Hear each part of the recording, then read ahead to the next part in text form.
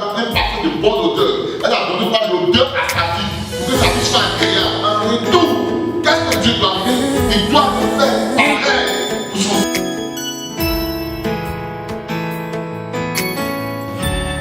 Dieu ne parle pas seulement.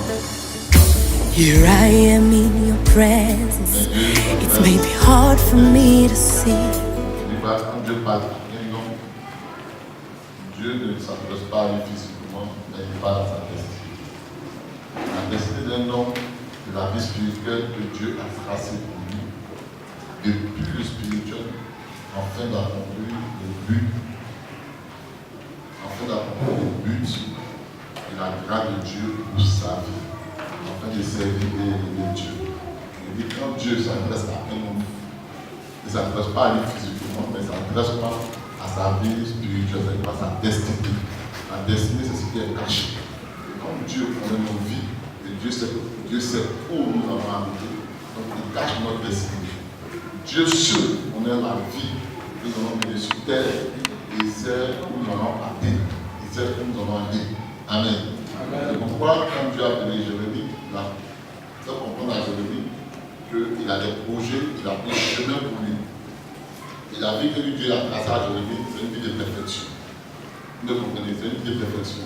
Dieu ne viendra pas tracer un chemin pour la vie, pour la grâce dans la vie de quelqu'un, où il va y avoir des erreurs, où il va y avoir des chutes. Non. Quand Dieu fait quelque chose, tout est fait à la perfection. Maintenant, quand Dieu a son plan, tes parents ou l'homme, ou dans la famille dans laquelle tu es né à son plan, le diable aussi a son plan. Dieu voudra bien accomplir sa volonté parfaite dans ta vie. Tes parents aussi voudront bien te donner une orientation, un chemin, que tu sois un homme bien dans la vie. Le diable a le droit d'attaquer. Il ne va pas dire à ton ventre d'arrêter de réclamer la nourriture. C'est son rôle. Donc tu ne peux pas dire aux sorciers, aux méchants, ou au diable d'arrêter d'attaquer. C'est leur ministère. Si il ne t'attaque pas, il va se nourrir comment? C'est quand il t'attaque que lui se nourrit. Quelqu'un me comprend? Quand le sorcier t'attaque, c'est là qu'il grandit. Quand le sorcier te tue, c'est là qu'il sort ta promotion. Donc si tu n'as pas tué, il n'y a pas de promotion. Or, tout homme cherche à avoir une promotion. Donc tu parles aux démons d'arrêter de faire ce qu'ils sont en train de faire. Parce que si tu arrêtes, il n'y aura pas de grâce. Parce que tu ne peux pas empêcher ton ventre de parler ou de crier quand tu auras faim. Quand ton ventre commence à grandir, à 17, on n'a pas besoin de dire comment tu peux aller manger. Parce que si tu n'as pas mangé, tu sais ce qui va venir. N'est-ce pas? Maintenant, si tu écris aux sorciers, aux méchants, ils ne vont pas t'attaquer. Ils n'auront pas une force élevée. Le diable ne va pas dégrader. Il risque même d'être banni, d'être écrasé et tué. Maintenant, comment va te payer d'arrêter? Oui, c'est trois plans. Et le plan parfait, c'est le plan de Dieu. C'est lorsque nous marchons. C'est lorsque nous marchons. Quand je dis marcher, je parle de notre vie quotidienne. Je parle de l'orientation que nous avons. Dans notre marche, c'est quand toi et moi nous posons des actions. C'est notre plan d'action que je ne suis pas Dieu. C'est là l'ennemi vient te faire tomber. Et qui fait que le plan parfait de Dieu ne s'accomplit pas exactement. Parce que tout simplement, dans le cheminement, Dieu veut que tu vives dans sa parole, dans sa voie et dans son chemin. Maintenant, quand tu as tenté de marcher et que tu vis et que ta vie ne glorifie pas Dieu, automatiquement le diable dans ta vie, il te fait tomber. Et ça fait que le projet de Dieu qu'il avait pour toi ne s'atteint pas automatiquement parce que tout simplement le diable va exécuter le plan du diable. Sinon, tout ce que Dieu fait, est parfait. C'est pourquoi Dieu ne va pas s'adresser à un homme par rapport à sa destinée. Et puis Dieu va le laisser mourir. C'est pourquoi chaque fois que Dieu nous parle, ou chaque fois que Dieu nous envoie quelque part, c'est que Dieu nous a déjà vu accomplir la mission que lequel nous a envoyé. Et tout commence d'abord par le cœur. Et Dieu dispose notre cœur. Comme au premier temps, depuis la création. Donc quand tu vois Dieu s'adresser à un homme, comme nous avons dit le dimanche passé, dans le sacrifice, des destinées. Nous avons vu Dieu qui s'adresse à Élie, et que Dieu dit à Élie qu'il a déjà prévenu quelqu'un, mais en réalité, Dieu n'a pas prévenu la personne. Je vous ai expliqué ce pour dire que Dieu, depuis l'éternité, a déjà parlé au cœur de cette femme. Il a déjà créé, il a déjà tout fait dans le cœur de cette femme, avec ce qu'on appelle pas les données. C'est pourquoi le cœur est mou. Celui qui donne son cœur n'est pas dur, son cœur mou, son cœur chaud. Il a un cœur doux. Tout ce qui est bon attire l'admiration et la douceur. Tout ce qui n'est pas bon attire tout ce qui est dur et béni. C'est pourquoi vous venez chaque matin de donner. Comme on dit, la terre pas. La terre n'est pas dure. La terre est mou. C'est une terre molle. Vous comprenez? Ce n'est pas une terre aride, ce n'est pas une terre sèche. Parce qu'une terre sèche ne trouve pas de bonnes semences. C'est vrai, c'est la terre. Mais on ne sait pas sur toutes les terres aussi. Ce n'est pas là dedans mais pas mon message. Mais ils sont fait comprendre que Dieu parle de la base. Et la base de l'homme, c'est le cœur. Si ton cœur est dur, Dieu passe s'aimer dans ton cœur. Pourquoi? Parce que ton cœur est dur. C'est un cœur aride. C'est un cœur qui n'est pas prêt à se donner et à recevoir. Tu vas voir, où tu vas sentir peut-être une bénédiction venir, une grâce venir. Tu vas sentir une lueur d'espoir venir. Mais cette lueur d'espoir, comment doit par le cœur? Tu as un sentiment de joie, comme si quelque chose va venir. En réalité, la bénédiction que Dieu t'a donnée, ça commande dans ton cœur. C'est pas Dieu a donné la sémence dans ton cœur.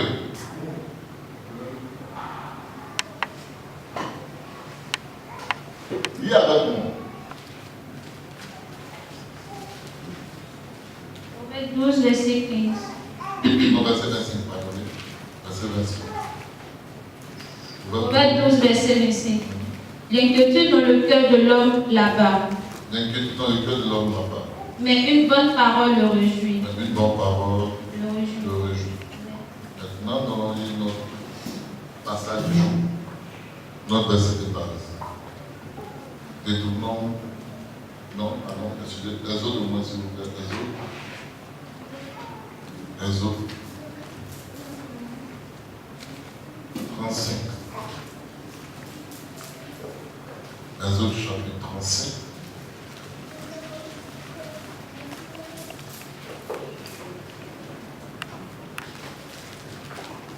Exode chapitre 35. Moïse convoqua toute l'assemblée des enfants d'Israël. Non, sauf, je ne pas le verset.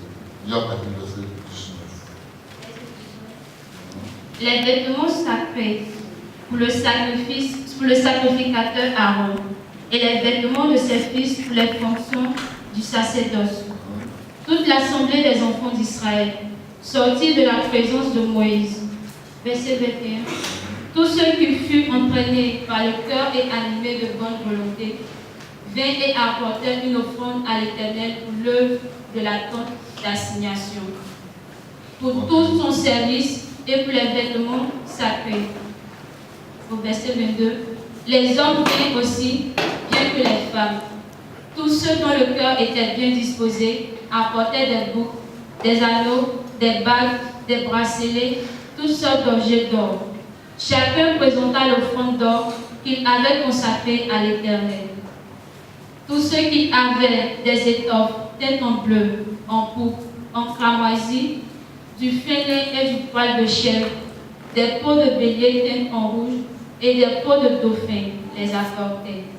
Tous ceux qui présentaient par l'élévation une offrande d'argent et des reins apportaient l'offrande à l'Éternel. Tous ceux qui avaient du bois d'acacia pour les offrandes destinées au service la portaient. Verset 25. Toutes les femmes qui avaient de l'habileté filèrent de leurs mains et elles apportèrent leurs offrandes.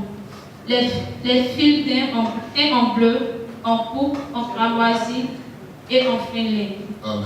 Amen. Dis verset 24. Je prends le verset 24. Verset 24. Tous ceux qui présentaient par l'élévation une offrande d'argent et des reins apportaient l'offrande à l'Éternel. Tous ceux qui avaient du bois d'acacia pour les offrandes destinées au service la portaient. Amen. Amen. Dis avec moi, Exode chapitre 25. On retourne en arrière, Exode chapitre 25. Lis à partir du verset 1. Exode chapitre 25, verset 1. L'Éternel parla à Moïse et dit, parle aux enfants d'Israël, qu'ils m'apportent une offrande, vous la recevrez pour moi de tout homme qui la fera de bon cœur. Amen. Merci. Je relis ma version. L'Éternel parla à Moïse et dit, parle aux enfants d'Israël, qu'ils m'apportent une offrande, vous la recevrez de moi, vous la recevrez pour moi de tout homme qui la fera de bon cœur.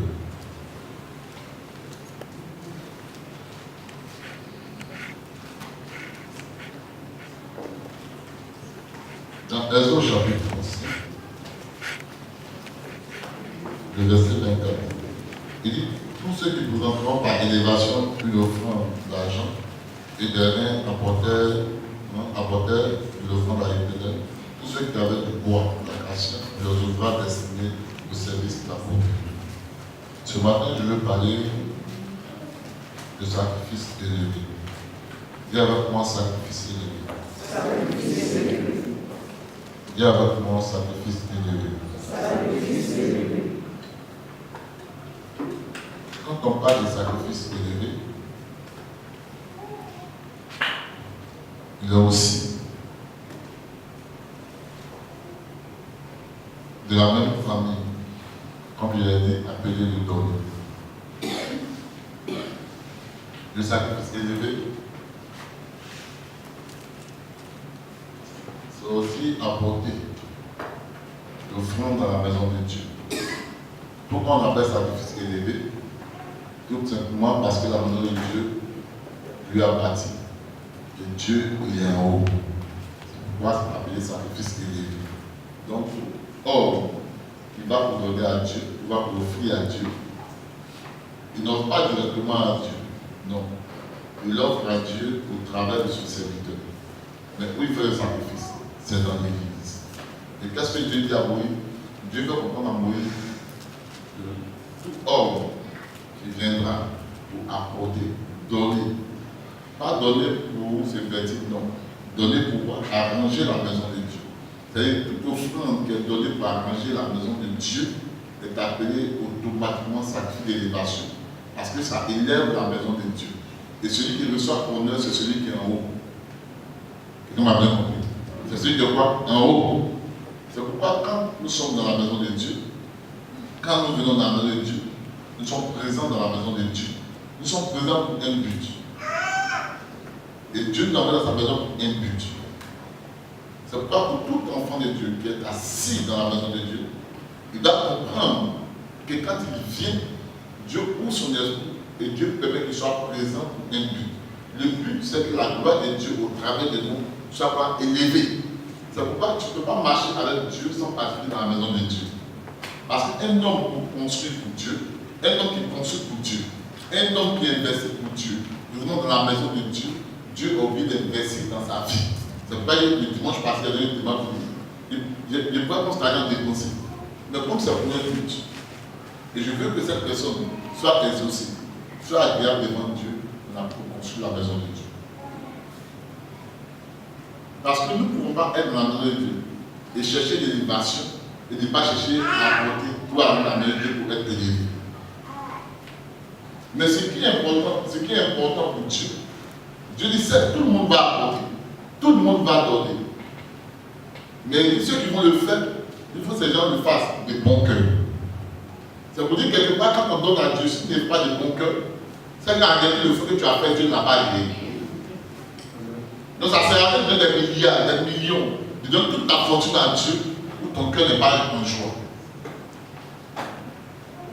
C'est pourquoi toute offrande qui est forcée n'apporte pas forcément la bénédiction. Mais Dieu va forcer certaines personnes. Comme on l'a vu le dimanche passé, dans ce qu'on appelle le sacrifice d'esprit, là on force la personne. Qu'il soit content, qu'il ne soit pas content. Comme c'est un sacrifice personnel, mais qui est fait de destiné, là Dieu aide la personne pour un temps et pour un but.